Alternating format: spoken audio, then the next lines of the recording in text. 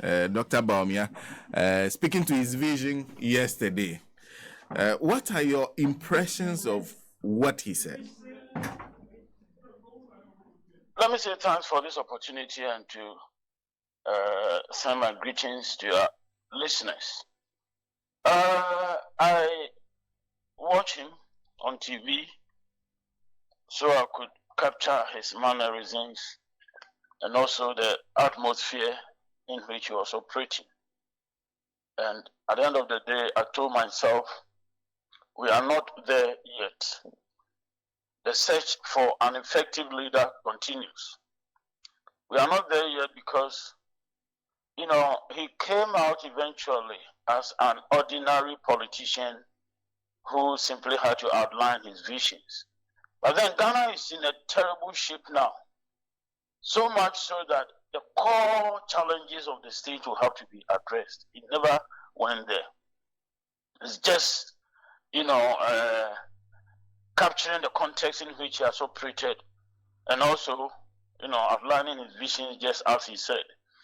But then with the visions, and especially coming from government, after 8 years as the vice president, there's something that he has experienced. The politics in his own party, which has frustrated, the implementation of some of the policies they put out. That is where the challenge is. Anytime we speak about leadership challenges in this country, we point to lack of political will. Nana was told in the face by good people from his own party that, look, we have got a challenge here, we have got a challenge there. He didn't handle it. Why? The political will was not there. Over here, we are looking at interest that the individual takes into government. So what's your political purpose? We'll find out when they are confronted with issues of that nature. So in addressing the nation at this material moment in time, you might not be so plain in your position relative to some of these issues, but at least you leave your critical observers, you leave them with something that will enable them to know that, look, this man means business.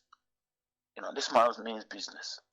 Because of that, you are not able to extract from what he said generally yesterday and tell yourself that we're going to have a strong government. We're going to have a hard state. We're going to have that type of state that will define the national interest in simple, straightforward terms and ensure that we work to achieve that. While these are missing, the visions are just visions. Your realization, will come around next time, and then we'll be doing this same merry-go-round and wondering what really has happened to us. Hello. Yes. So clearly from listening to him, and I think the very first statement you make, you said, we are not there yet. The search for an effective leader continues.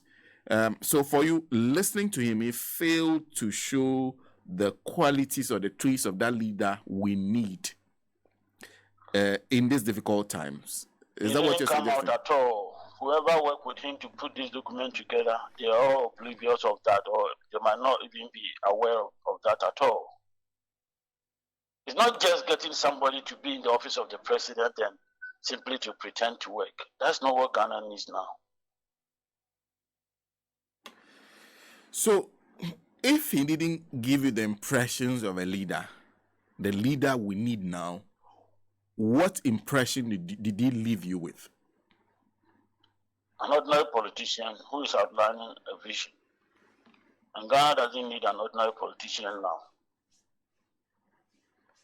This is someone who is committing to even changing things that someone he is currently number 2 to is implementing. That should be bold. That's not bold. That's just talking. And talking is not doing. Talking is not doing. If some of the things that have been done by them are seen as areas that should be reviewed. The question is, what really happened before now you are saying they should be reviewed? You were with them. What really happened? What went on? It is the politics. The decision to act in a particular fashion that would be of benefit to the country. And normally the politics here has got to do with when such issues come into conflict with vested interest within the party. Then they are not able to do what they know they should do. So when it happens like that and you are there, you know all this, they are so glaring to you. In talking to us, you give us suggestions. You come out in a subtle fashion, but then you leave us with no doubt as to the fact that you are going to really muster the political will to take what they call the chest out of this thing. He never, lent credence to any of such issues. Never, not once. In fact, I was looking for signals that will indicate to me that we are going to have a strong president. A president who will define the national interest in a clear fashion and will simply be there to ensure that these are attained. For example, when Nana-Addo made this statement following the setup of the joint police and military team to fight Galamsey, and then he said that he was going to simply vacate his post if he should fail. Something like that. Over there, we know that is a political talk. President Kufuor was clear with his zero tolerance for corruption. He was clear. We know that he failed. You see, strong presidents really give such indications and then they go out to achieve it. We didn't see that. We didn't see that in Dr. Bawumia's talk. No. I don't think Ghana is in search of any Ghanaian at all to simply intellectually put together a document, read it out nicely the way he does things, some of these things so nicely. That's not what we need. If that is what is needed, I think that is needed in the lecture halls of one of our universities. But the sort of political leader that Ghana needs at this time, I didn't see it. So having said that, I'm wondering what value you're giving to the contents, the vision he shared. Vision is vision. Excellent outline visions. The critical thing is practical wisdom to be able to navigate the difficult political terrain you are in, especially your own political parties and the interest that many people have come in with. Let's take note of the same context that we are all operating in, how he became the vice president and how he became the flag bearer of the party. Who financed him? And what are the interests of those people who finance him? How much money went into the campaign up to this time? How much money is going to go into the campaign? Who are those people behind it? And what are their interests? On the basis of this, you want to pick subtle suggestions from him. Now look, no matter what, we are going to stay with Ghana's interests. He made mention of protecting the public purse.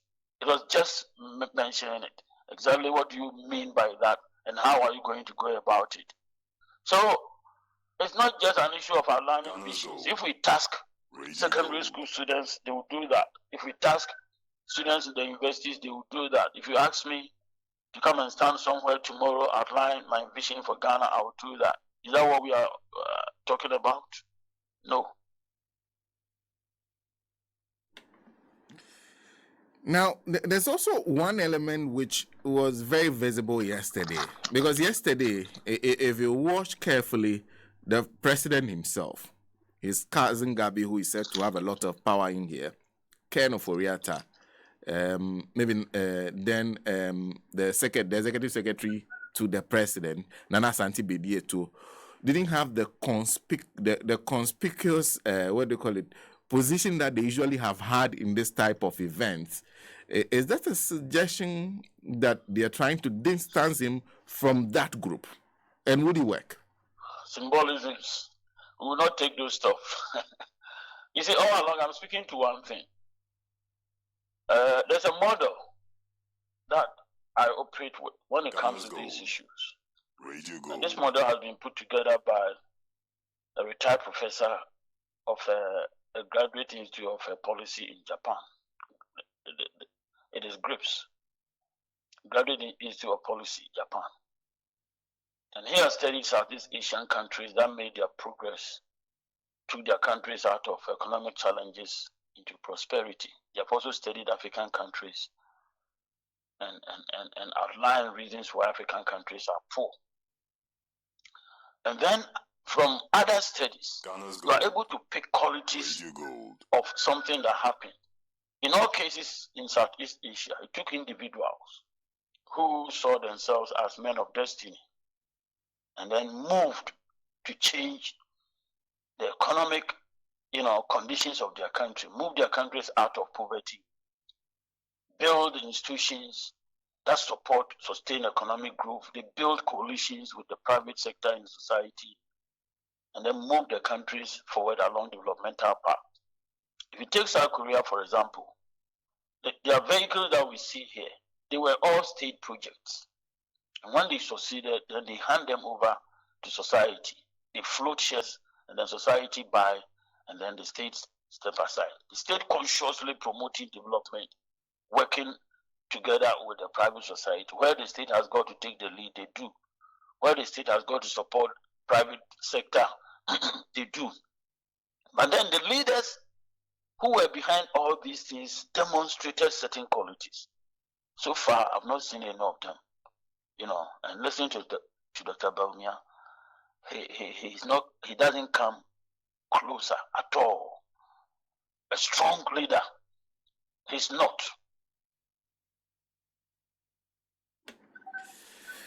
And then let me conclude then by asking you.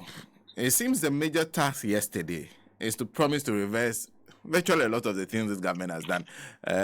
Even one which is even now a subject of struggle with them and organized labor. He even promised that if the 15% VAT is on Ghana's books, he will scrap it. Can he essentially distance himself to the point of promising to reverse what was done, especially to the economy? Your politics.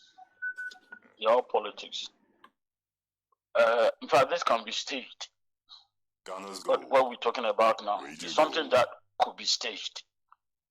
People will sit down and wonder how they can make Dr. Bawumia credible politically. Then they will come up with this whole... You see, this tax thing sounds quite outrageous at this material moment in time. So that if he's going through the cycles, the debates, state reaction, debate from society, threats, and then he comes out there and relate to it the way he's doing. It could be staged. It could be staged. They have taken us, on a ride, and now we know that has been a bumpy ride, a terrible ride. They managed to get opportunity through words. So we are now going to subject whatever it is they say to critical analysis. Watch them as they speak, their mannerism. If we could get closer to them, then watch their mouths, the way their lips and then their eyes. If the two are not moving together, you will see it, and then you know that the person is not sincere. It doesn't mean what he or she is saying. We can't afford to take anything for granted, because you make a mistake, you tie the fate of the country to, mediocrity for a number of years. And Ghana cannot afford to do that. You see, there's something he should have addressed. Using COVID and then Russia, Ukraine alone is simply terrible. COVID and food production in Ghana. How did COVID really offset all the big plans they put in place, through the implementation of this planting for food and jobs policy? He's talking about Ghana's potential to export rice. The studies have been done long ago and it has been established. that Ghana has the potential to do that. The bold steps to either support the private sector or a state leading. Well, in Ghana, I don't expect the state to lead. The state is so weak. The state is so corrupt. It cannot lead anything successfully. And he himself acknowledges that and think that digitization has solutions to political corruption. It will do that to a point. It will do that to a point. When a big man from your party, who is a politician and a businessman at the same time, comes and say that a particular project should be given to you, although if you were to go through the competitive bidding thing, the person will not get it. How would he use digitization to stop that thing? So you see, that strong leader type that we need is what I was looking for, and we didn't see it. We didn't see it. We didn't just see it. I see. The key message, I'm a driver's mate at this point. If you vote for me, I'll take the wheel. Good enough?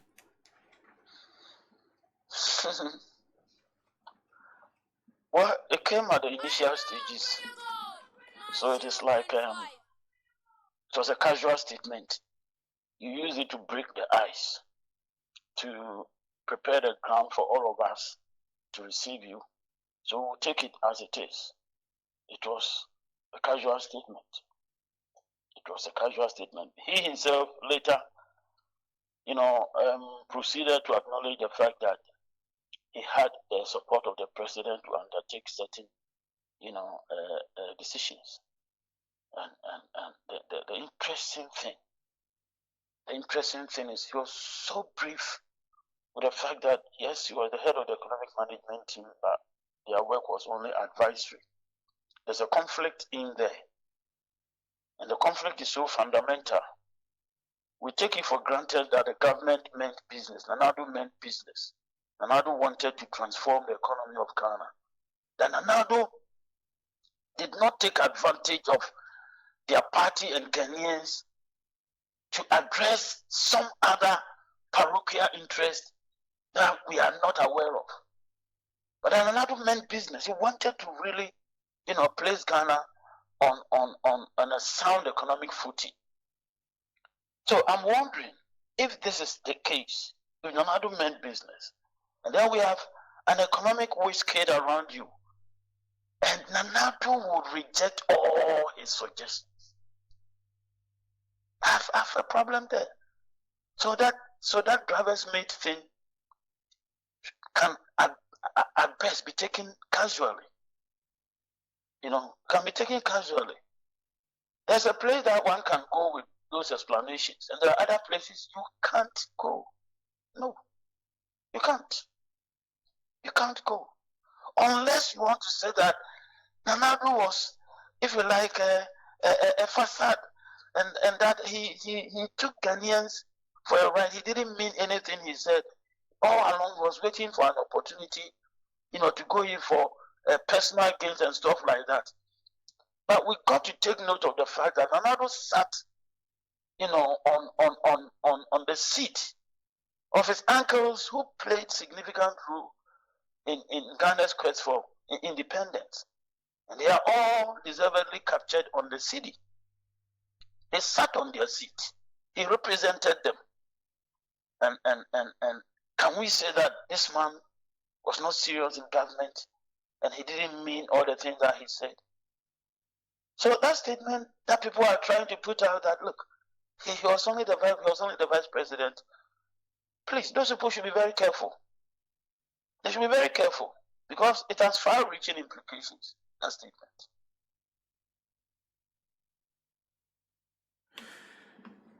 Thank you. Thank you for speaking to us, Doc. It's a pleasure speaking to you too. Dr. Kwesi Amakye Boateng, always a pleasure talking to you. Political science lecturer coming from University of Science and Technology. You learn a lot every day. Lawyer. Trotro mate say, no, Onimian Sachain driver,